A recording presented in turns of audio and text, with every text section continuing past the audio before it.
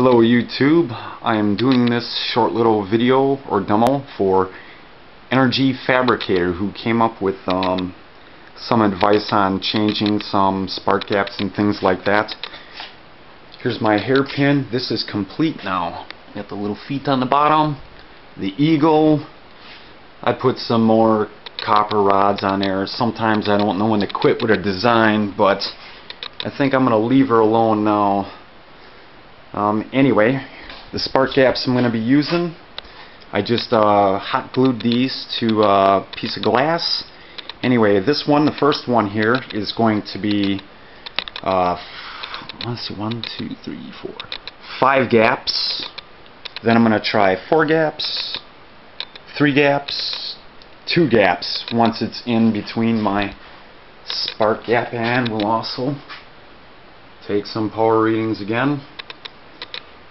So let's get started. Oh, and for the very last one, I wanted to kind of think outside the box, and I figured, well, what if we tried doing something where we can try all these different gaps at the same time, but a little different than a rotary spark gap system, more like a fluctuating spark gap setup. I'll show you that last.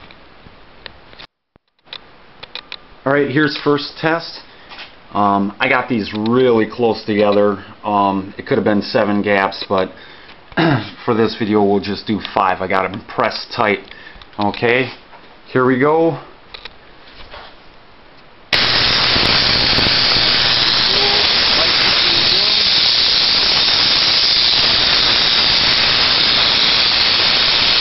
Getting a little brighter, still flickering. Only 2 seem to be lit. Seems like they're best on the bottom. Use a shunt. Wow, they all light up pretty nice.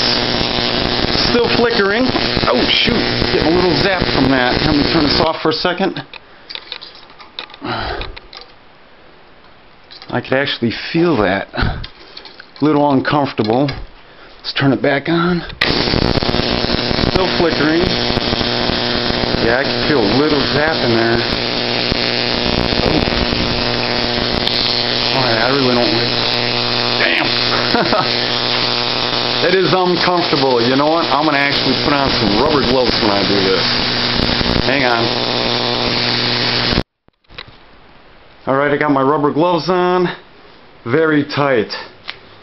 So I feel like O.J. Simpson and Michael Jackson all at the same time. Let's turn it back on.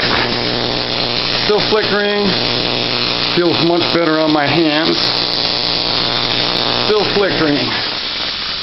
Power source. Amps. 2 amps. Watts. 72. Hertz is 60. Power factor is 0.28. To watts or 66. Alright. Next test. Alright, here we are. 4 gaps. Shunts on. Lights ain't doing too much. Volt. Amp. Watt. CF. 50%. Okay. Lights and sound. Lights are getting brighter. Lights are getting brighter. Oops. Take the shunter off. They're lighting up. Slide this up. Huh. Really doesn't seem to be doing too awful much on this one. Let's see what we got here. Volts. Amps. Watts, and we're back down to 0.25. Next test. Alright, next one's 3 gaps. Here we go. Same as normal.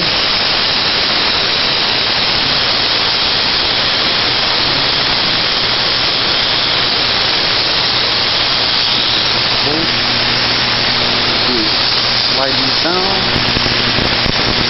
Once again, the same Same story.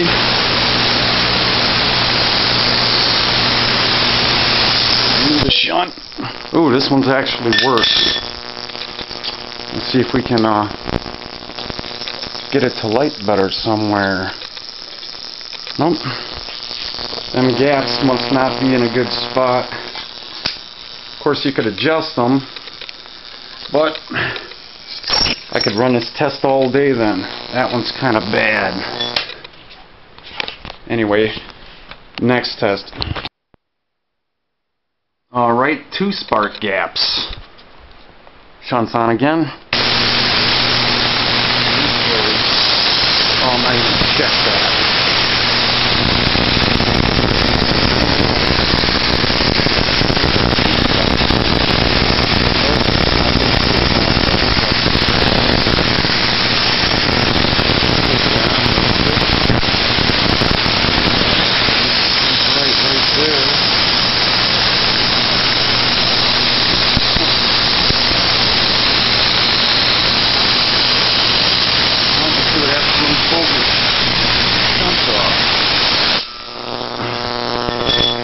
Lit up.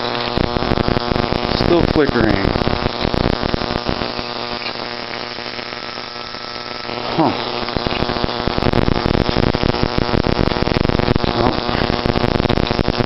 let's try them all the way up at the top once.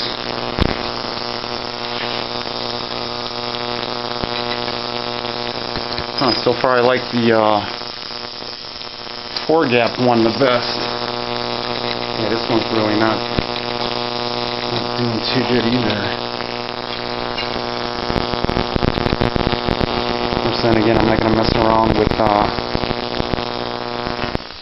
adjusting the spark gap.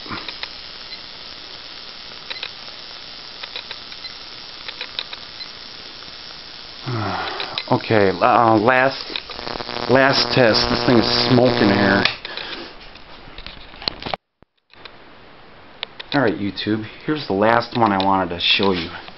This is more for energy fabricator, but see this wheel I have here?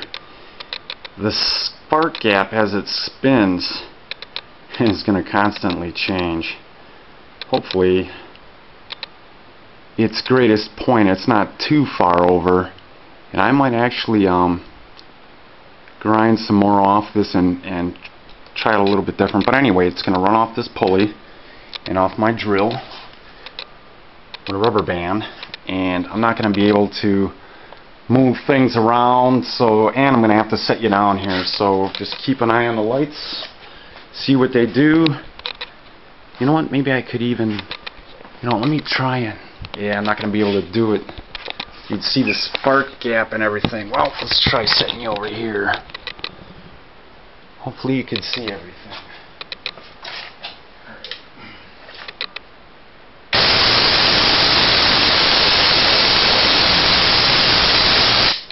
Let's start off.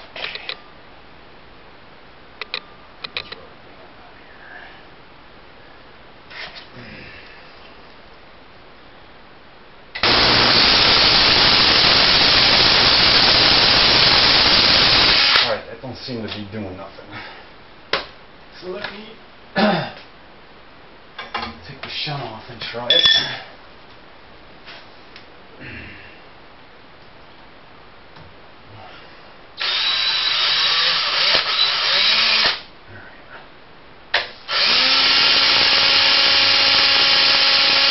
Well, not doing a lot either. Alright, let me try a different position. Here. Go halfway down.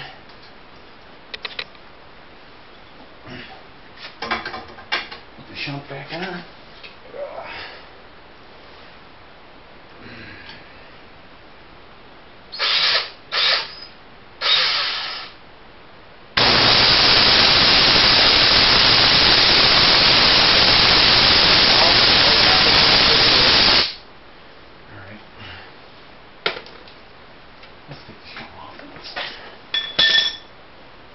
I think I'm going to have to grind more off them spark gaps. Nope, nothing good. Let's try them all the way down here.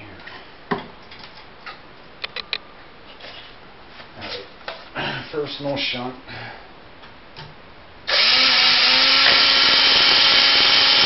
Nope, not looking that good. Alright, shunt back on.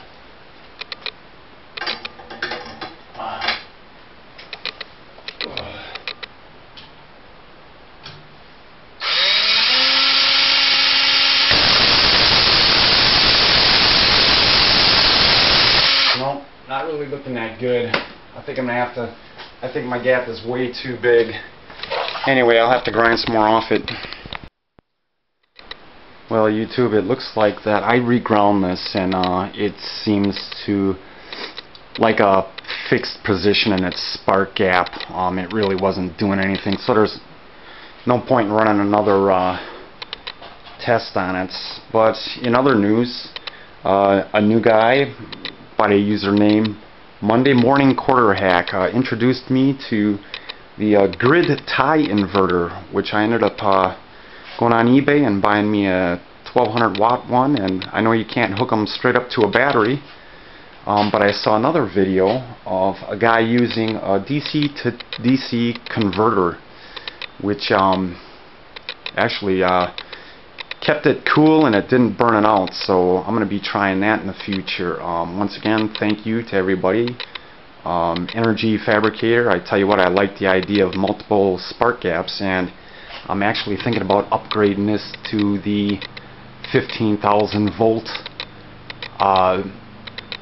transformer, just like you actually recommended. I'm watching one of those on eBay too, except it won't fit in the box I got this one concealed in. So anyway, more videos later.